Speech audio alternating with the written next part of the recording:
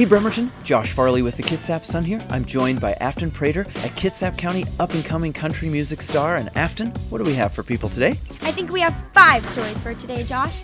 That's right, 5 stories. Stick with us.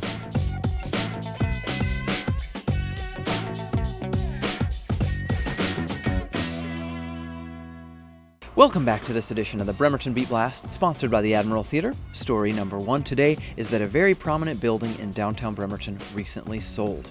On Friday, the sale closed for the Bremer-Wyckoff Building, located at the corner of Pacific Avenue and Burwell Street. The Bremer-Wyckoff Building was formerly Bremer's department store, but has been closed and vacant for some time now. The building was owned by the Bremer Trust, which goes to fund Olympic College projects each year, and is the direct descendant money of William Bremer, the town's founder. The building was purchased by Ron Schur, a Puget Sound area developer, who also owns the Harborside parking garage across the street. Now, Schur has not announced what he's going to do with the building just yet, but he promises an announcement soon and says that it will be very exciting for the community. Story number 2 is about a wedding. David Law and Leah Ritchie exchanged vows this past weekend in Port Gamble. The couple lives at Canterbury Manor in East Bremerton, and they are in their 80s. But just because they might be a little older does not mean their love for each other is any less.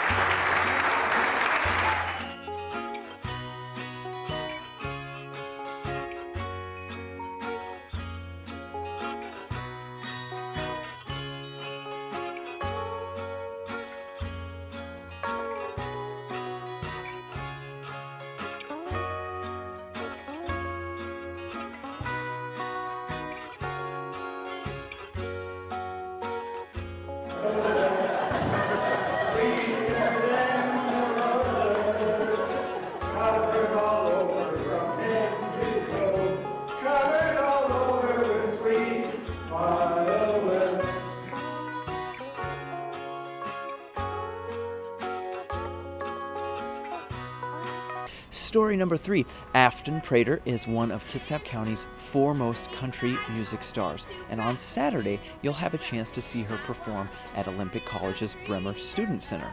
I talked with Afton about how she feels her musical career has matured in the time she's been in the business. I feel like I'm a much better songwriter now than I was at 14. I feel like I've experienced more in life, and I feel like my lyrics are more honest and open, and more people can relate to that. Hey, city boy, I kinda like your smile.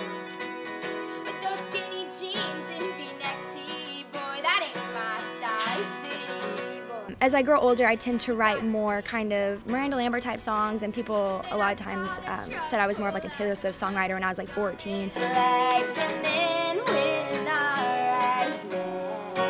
Like, I've been to Nashville, I think about 5 times, and I cannot wait to move there and write with awesome Nashville writers. I've already met so many awesome people. I can't wait to experience more.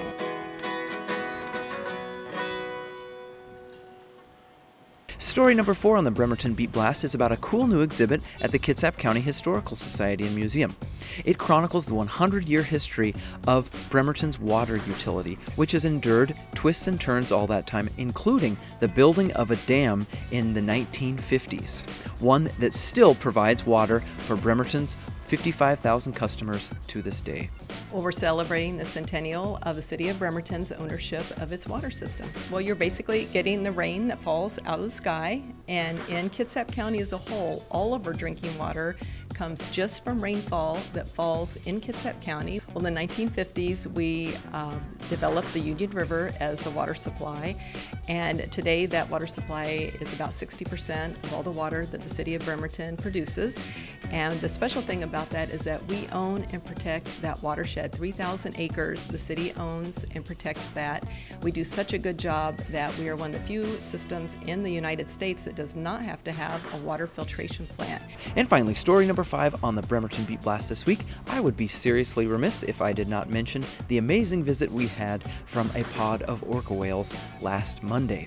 They came into Sinclair Inlet and then journeyed up the Port Washington Narrows, where many people took amazing photos and videos. It's always wonderful when these magnificent creatures choose to come visit our little neck of Puget Sound. That's going to do it for this edition of the Bremerton Beat Blast. I hope you have a great rest of your week, and we'll see you again next Tuesday.